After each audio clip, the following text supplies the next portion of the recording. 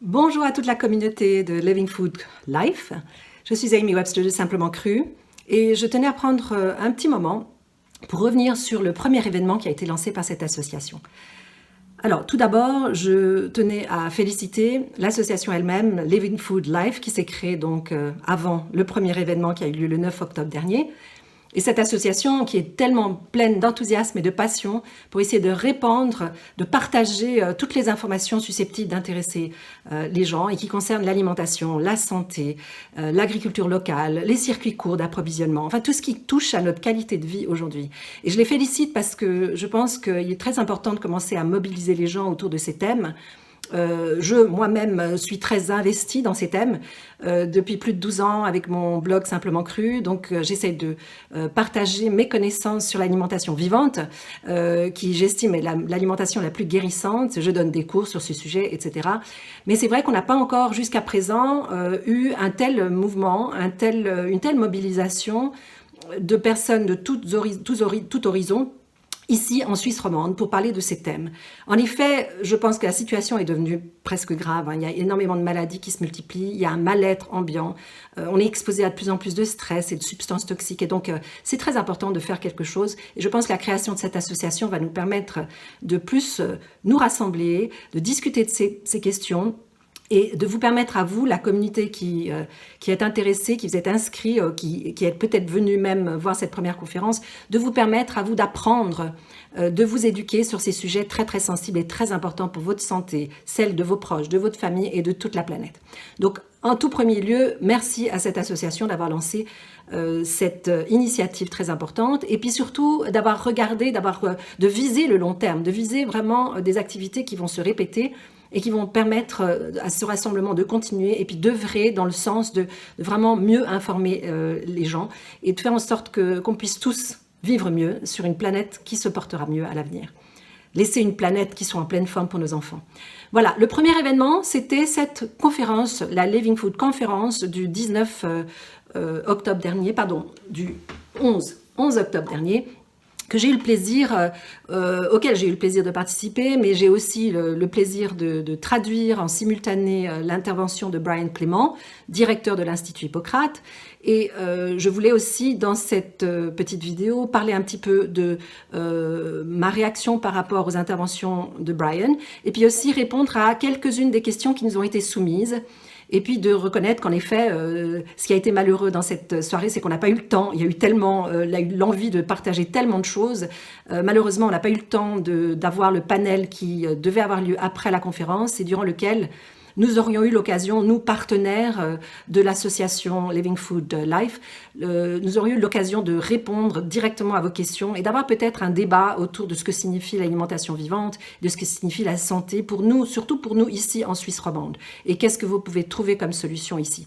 Donc malheureusement, ça n'a pas eu lieu, c'est pourquoi l'association nous a demandé à nous partenaires, si on avait l'occasion, de vous répondre d'une manière qui soit facile pour vous à écouter et à suivre. Donc voilà, c'est ce que je me propose de faire dans cette vidéo. J'espère qu'elle ne sera pas trop longue.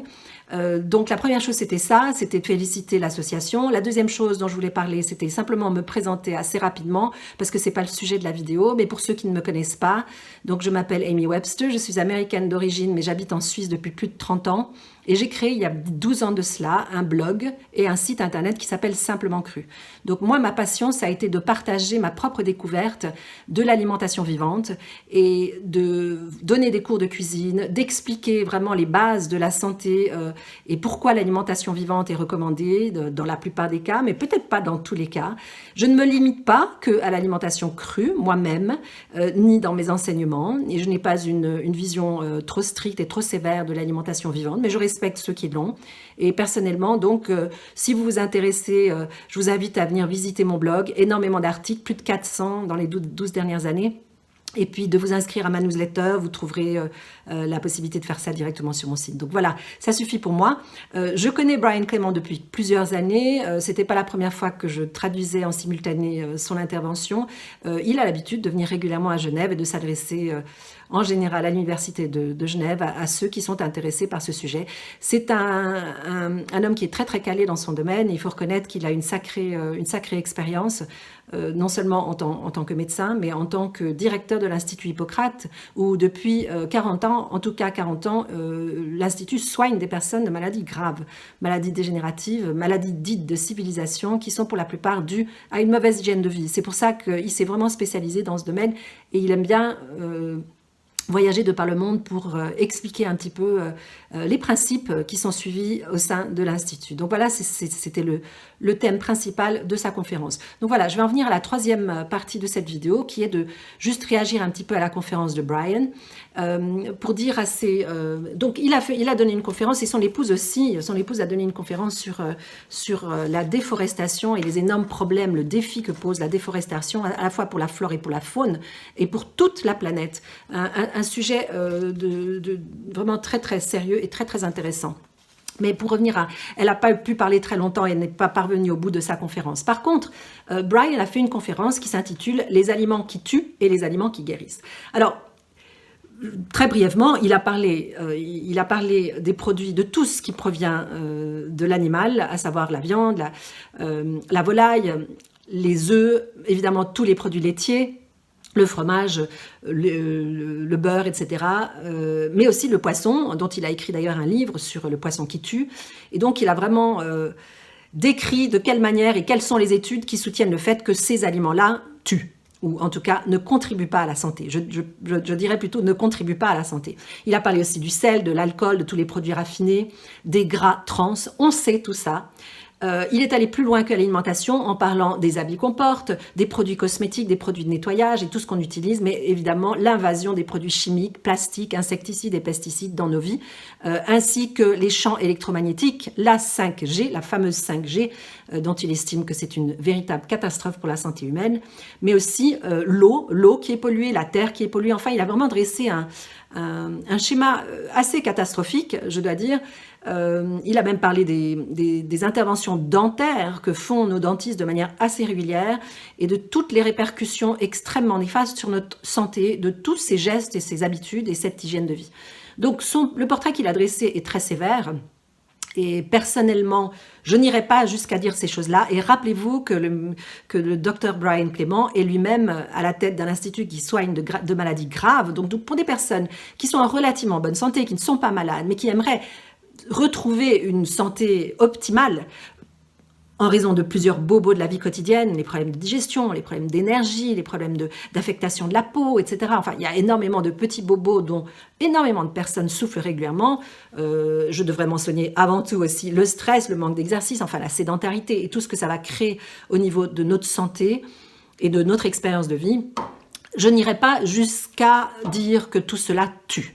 Mais il a raison de mettre le doigt sur toutes ces choses-là, parce que toutes ces choses-là, si elles ne sont pas prises avec modération, si elles sont consommées trop régulièrement, ou si elles sont consommées en exclusivité, c'est-à-dire les personnes qui vont manger le fast-food, les McDo et compagnie, c'est grosso modo à ça qu'elles s'exposent sans arrêt. Il ne faudra pas s'étonner si ces personnes tombent malades, ou vont droit vers une certaine dégénérescence, ou en tout cas vont manquer d'énergie et manquer de qualité de vie, parce que ça va toucher jusqu'à tout ça.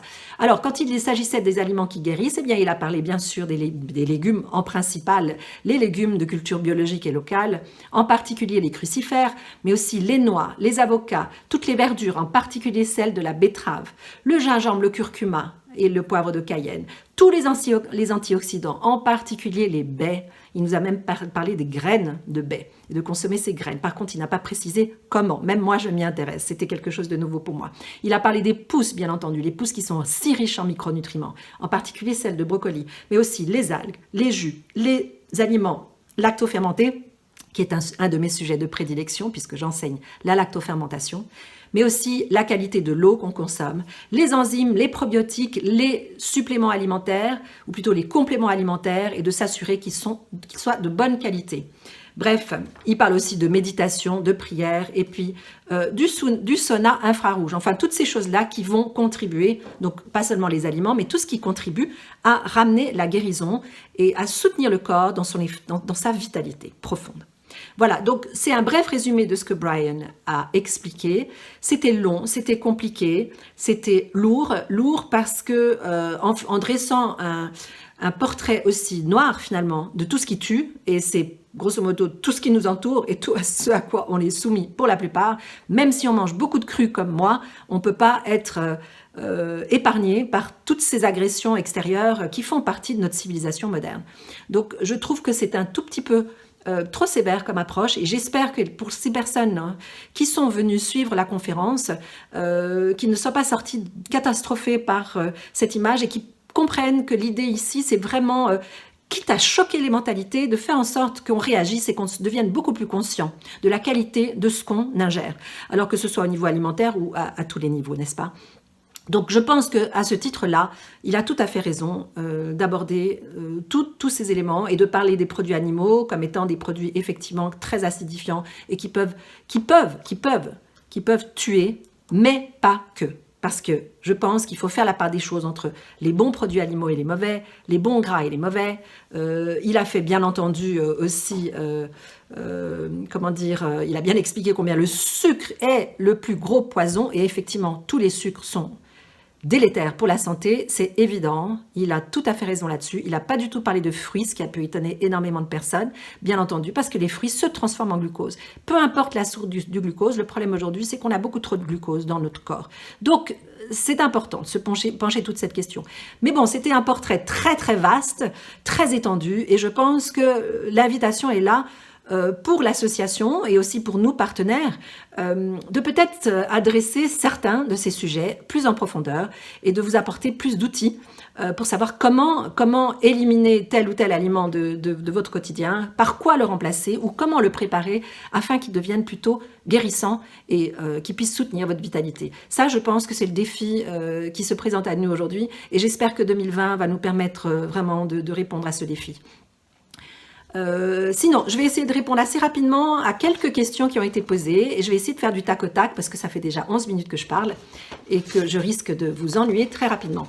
Alors, c'était des questions qui pour la plupart étaient adressées à Brian, j'imagine, ou aux panélistes. Alors je vais répondre à certaines d'entre elles. Dans quels légumes trouve-t-on du sodium? Alors on trouve du sodium dans la plupart des légumes, mais en particulier dans le céleri. Alors on pourrait faire un petit peu de recherche, ça c'est assez simple d'aller sur Google et de savoir aussi où est-ce qu'on trouve du sodium. Mais il y a du sodium dans pratiquement tous les légumes. Donc n'hésitez pas à consommer des légumes. Que pensez-vous du glucose et du fructose? Donc je pense que Brian aurait répondu, c'est du pareil au même. Tout ça se transforme en sucre dans le corps, et voilà, donc c'est à éviter. Moi, je rajouterais par contre que le fructose, quand il a été séparé des fruits, alors c'est quelque chose de vraiment empoisonné, très mauvais, tout simplement parce que c'est la manière dont il se métabolise dans le corps. Par contre, les fruits complets, c'est excellent, évidemment, parce qu'ils sont présents avec leurs fibres. Donc si on parle de fructose comme étant un élément qui a été séparé de son aliment d'origine, c'est pas une bonne chose du tout, c'est même une très mauvaise chose. Par contre, un fruit entier, pour la plupart des gens, c'est très bénéfique. Mais il ne faut pas trop exagérer avec les fruits, et si quelqu'un a des problèmes de sensibilité à la glycémie, a été malade et est en convalescence d'un cancer ou d'autres problématiques, aussi toutes les problématiques intestinales, alors le sucre risque d'être un problème. Et pour cette question-là, alors je vous invite justement à rester en contact avec nous l'année prochaine, parce que c'est un sujet dont je parle beaucoup sur mon blog, mais dont je pense que plusieurs d'entre nous, parmi les partenaires, nous aurons des choses intéressantes à vous dire. Comment expliquer que des femmes et des hommes qui ont consommé des produits animaux et de l'alimentation cuite ont pu vivre des longues vies saines jusqu'à 95 ans et plus, tout en étant très actifs? Alors ça, je trouve que c'est une question très intéressante, parce que la manière dont Brian parle laisserait entendre que si on mange comme ça, on va forcément mourir plus jeune, ou on va mal vivre. Alors, je pense que l'erreur se fait très très souvent, moi je vois ça très très souvent auprès de mes clients et des personnes de ma propre communauté qui viennent et qui disent « Oui, mais alors comment ça se fait? Moi mon grand-père, il a bu de l'alcool, il a fumé de la cigarette, il était stressé, il travaillait beaucoup et il a vécu jusqu'à 95-100 ans. » Alors la première chose, c'est qu'on ne peut pas se comparer avec nos parents ou nos grands-parents, et encore moins avec nos grands-parents, parce qu'on ne vit pas à la même époque. On n'est pas soumis au même stress oxydatif, au même stress ambiant, aux mêmes pollutions, et on ne mange pas du tout la même alimentation qui ne se mangeait même il y a 30 ans. C'est-à-dire que moi, qui approche de la soixantaine, eh bien, je suis née en 61, et en 61, on m'a nourri des aliments qui sont très différents de ce qu'on nourrit aux enfants aujourd'hui. Donc ça ne sert à rien de se comparer avec des personnes qui sont arrivées à 95 ou 100 ans, et si vous avez 20 ou 30, il n'y a vraiment strictement aucune comparaison. Ça, c'est la première chose. Et la deuxième chose, c'est qu'il y a le facteur génétique qui compte. Donc le style de vie est très très important pour déterminer la santé actuelle et à mon sens, elle est plus importante que tout. La génétique ne va pas tout déterminer, mais certaines personnes naissent avec une génétique optimale, hors du commun. Et ceux-là, ils ont beau faire énormément d'erreurs, eh bien peut-être qu'ils vont quand même surmonter tous ces problèmes-là. L'autre chose, c'est l'attitude. Les personnes qui ont l'attitude de battant, qui ont une attitude très positive, qui ont une attitude de ne jamais se laisser abattre, ces gens-là vont avoir une santé bien meilleure et bien plus capable de contrer et de combattre tous ces stress qui nous agressent. Comment introduire l'alimentation vivante auprès des adolescents? Alors, bonne question qui m'a préoccupée longtemps puisque j'ai 3 enfants, dont 2 sont maintenant des jeunes adultes. J'ai essayé de leur introduire tout ça et il faut surtout pas faire du pushing trop dur. Il faut surtout pas insister et il faut surtout pas leur passer son temps à leur faire la morale. Je pense que la meilleure manière... Alors, les petits-enfants, c'est différent, mais les adolescents, la meilleure manière, c'est simplement de leur montrer l'exemple. Montrez-leur l'exemple, montrez-leur que pour vous, l'alimentation vivante donne des résultats extraordinaires et ne vous lancez pas dans une bataille qui est perdue pour l'instant et sachez que votre exemple plante des graines et donc quand ils seront adultes, c'est vers vous qu'ils reviendront pour en savoir plus. Quel est le lien entre l'alimentation vivante et le développement durable? Eh bien, je pense que le lien, il est évident. Il est évident dans le sens où on se passe de matière animale et que ça devient extrêmement important pour protéger la planète, ça vous l'aurez compris. La cuisine crue, est-ce que c'est facile ou difficile? Quelques astuces pour commencer. Alors, il me faudrait en tout cas 10 minutes pour ne parler que de ça. Je ne peux que vous inviter à venir visiter le site Simplement Cru où je vous donne énormément de trucs et d'astuces pour intégrer l'alimentation vivante dans votre quotidien d'une manière facile, amusante et vraiment délicieuse. Mais je ne suis pas la seule en Suisse romande, bien sûr il y en a beaucoup d'autres, donc vraiment je vous encourage à lire des livres, à lire des articles de blog, à vous renseigner sur Google, à aller voir des vidéos et vous en apprendrez énormément sur ce sujet. Qu'en est-il d'autre des gras tels que du gras issu des graines telles que le lin ou d'autres petites graines? Bah oui, c'est un gras extraordinaire. Les graines de chanvre, les graines de lin, les graines de chia fournissent un gras, des matières grasses qui sont de très très très bonne qualité. Manger 100% cru, qu'en pensez-vous? Alors Brian vous aurait répondu que c'est la panacée, bien entendu, et je suis en partie d'accord avec lui, en partie parce que je considère qu'il faut faire parfois des concessions par rapport à notre entourage, à la société dans laquelle on vit et à la vie qu'on veut mener. Et pour ma part, je ne suis pas à 100% cru, de loin pas. J'ai peut-être été à 90%, 80% pendant des longues années. Je ne suis à présent qu'à 60%, je dirais. Je donne toujours ma priorité à ce qui est cru. Le cru fera toujours partie de mon quotidien, mais je n'insiste pas, je ne pousse pas et je ne le fais pas moi-même à 100% parce que je pense que c'est difficile à maintenir sur la durée. Et il y a une question, j'ai voulu la relever ici parce qu'il y a une personne qui dit « Avec tout ce que vous recommandez, est-ce que vous allez mourir un jour ?» Donc, c'est assez rigolo, je n'y répondrai pas, mais bien entendu, ce que Brian vise, c'est la longévité, mais la longévité en belle forme. Alors, ça ne veut pas dire qu'on ne va jamais mourir, n'est-ce pas? On sait très bien que cela nous attend tous. Quel est le problème avec les noix de cajou? Alors, les noix de cajou, parmi toutes les noix qui existent, moi, j'aime bien les utiliser pour certaines recettes, mais ce n'est pas ma noix de prédilection. Et en effet, par la manière dont elles sont cultivées, produites et décortiquées, d'abord, elles ne sont pas crues, à moins d'acheter des noix de cajou au label cru, qu'on peut trouver en Angleterre ou aux États-Unis, mais ce label n'existe pas encore en Suisse. Et surtout, vous allez les payer très cher. Donc, les noix de cajou ont aussi des problèmes avec des moisissures, etc. Ça, c'est le grand problème des cacahuètes. Donc, je pense qu'il faisait référence à ça, mais peut-être que Brian pourra répondre de manière beaucoup plus approfondie. Les avocats, les noix, le gingembre viennent de très loin. Ils ne font pas partie de la culture locale. Effectivement, c'est juste. Mon attitude vis-à-vis de ça, c'est je ne vais pas me les interdire, même si je préfère l'agriculture locale. Et je dois dire que 90% de ce que je vais manger a été cultivé ici et de culture biologique. Voilà. Ce qui est important, c'est de faire en sorte que la plus grande partie de votre alimentation va respecter un certain nombre de critères d'éthique, de culture biologique, de culture locale, etc. Mais quand on ne peut pas répondre à tous ces critères, eh bien on fait du mieux qu'on peut. Et il serait vraiment dommage de se passer d'avocat, de curcuma et de gingembre parce que ce sont vraiment des aliments extrêmement porteurs de vitalité. Qu'en est-il de la B12? Alors la B12, on en a beaucoup parlé comme étant la vitamine dont les véganes et les végétariens vont être en carence en priorité. Alors c'est vrai, mais ce que je peux vous dire aujourd'hui, c'est que la B12, qui d'ailleurs n'est pas une vitamine, mais elle est une bactérie qui se trouve dans la terre et qui se transmettait par les animaux, donc les carnivores théoriquement n'en manquaient pas, mais aujourd'hui, étant donné que les terres sont complètement dénutries, cette bactérie fait défaut aussi dans les terres et par conséquent, les chairs animales en sont également, pour la plupart, dépourvues. Donc le problème de la B12 est un problème de carence qui est presque généralisé et mon conseil à ce sujet, c'est de faire des prises de sang pour vérifier exactement où vous en êtes. Parce que certaines personnes en fabriquent, certaines personnes la stockent et d'autres personnes n'en ont pas du tout. C'est mon cas. C'est pourquoi je me supplémente en B12 de manière régulière. Et que pensez-vous des aliments cuits de l'Ayurveda? Alors, je sais que Brian a déjà répondu à cette question il y a plusieurs années. Il a simplement mentionné que la science ayurvédique est très, très ancienne. Donc, très certainement qu'il y a des choses dans l'Ayurveda qui sont très intéressantes à garder aujourd'hui, mais malheureusement, c'est une science qui n'a pas évolué. Et aujourd'hui, ce qu'on dit dans l'alimentation vivante et ce que Brian nous a présenté, ce sont les résultats des toutes dernières recherches en matière de nutrition. Et donc, il faut faire la part des choses. Ce n'est pas pour dire que l'Ayurveda n'a aucun intérêt. Moi, je m'y intéresse également. Je le trouve très intéressant. Et d'ailleurs, comme je l'ai dit plus tôt, je ne suis pas pour interdire tout ce qui est cuit. Et je pense que la philosophie ayurvédique qui veut cuire avec beaucoup d'épices et qui va mélanger aussi pour les végétariens, c'est très intéressant, leur approche de mélanger une céréale complète avec des légumineuses, etc. Leur dalle est extrêmement sain pour faire des diètes, etc. Donc voilà, moi je ne suis pas pour l'exclure, mais je me rappelle que pour Brian, c'était une question de c'est trop ancien, c'est dépassé. Et que pensez-vous du sucre complet que le rapadura? Le sucre complet, pas complet. Le pas complet est effectivement pire, mais le sucre est du sucre et du sucre. Voilà, donc rapadura ou pas rapadura.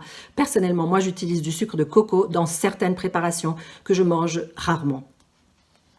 Les hydrates de carbone constituent le seul carburant pour nourrir l'énergie cérébrale. Que pensez-vous qu'il faille consommer pour nourrir notre cerveau? Alors, c'est une question intéressante parce que, effectivement, Brian a parlé du fait que les hydrates de carbone, ils étaient très importants, qu'il fallait éviter les régimes à niveau bas en hydrates de carbone. Donc les hydrates de carbone sont très importants, mais par contre ne sont pas le seul nutriment. En réalité, les bons gras sont un nutriment très important pour le cerveau. Alors où les trouver? Si vous mangez une alimentation vivante, ça va être une alimentation essentiellement riche en hydrates de carbone, puisque c'est le nutriment principal des légumes et des fruits. Ensuite, qu'est-ce qu'il y a de mal avec le kéfir? Alors, je ne sais pas exactement ce que Brian reproche au kéfir, si ce n'est que ça a été fabriqué à base de fermentation, de sucre. Et je pense que tout ce qui a été fermenté avec du sucre peut avoir des légères traces d'alcool. Brian vise la perfection, puisqu'il vise la santé optimale, vraiment la meilleure qu'on puisse atteindre. Pour ma part, je fais du kéfir, je n'en fais pas tous les jours, mais j'en fais régulièrement, mes clients en font aussi régulièrement. Et pour les personnes qui, comme nous, dans une société occidentale, on consomme de temps en temps du vin, alors surtout ici en Suisse romande, je dirais que le kéfir, c'est une bonne manière de remplacer le vin. Il y a nettement moins d'alcool. Mais pour les personnes très sensibles au sucre et à l'alcool, alors c'est vrai que le kéfir n'est pas forcément la meilleure solution. Voilà, j'ai essayé de répondre à toutes ces questions, on arrive à 22 minutes, donc c'est très lent. Je vous remercie de m'avoir écouté jusqu'au bout. J'ai fait ça pour répondre à vos questions et juste pour revenir sur ce qui s'était passé donc à cette première conférence de la Living Food Life. Encore une fois, bravo à l'équipe d'avoir mis tout ça. Bravo à vous de vous être présenté ou de vous être intéressé. Et puis surtout, j'espère qu'on aura l'occasion de nous revoir. Je souhaite beaucoup de succès aux prochains événements de la Living Food Life. Et puis, je vous dis à bientôt. Si vous avez l'envie ou l'intérêt de venir me rendre visite sur le site Simplement Cru, ce sera avec plaisir que je partagerai avec vous dans l'avenir. Voilà, merci encore. Au revoir.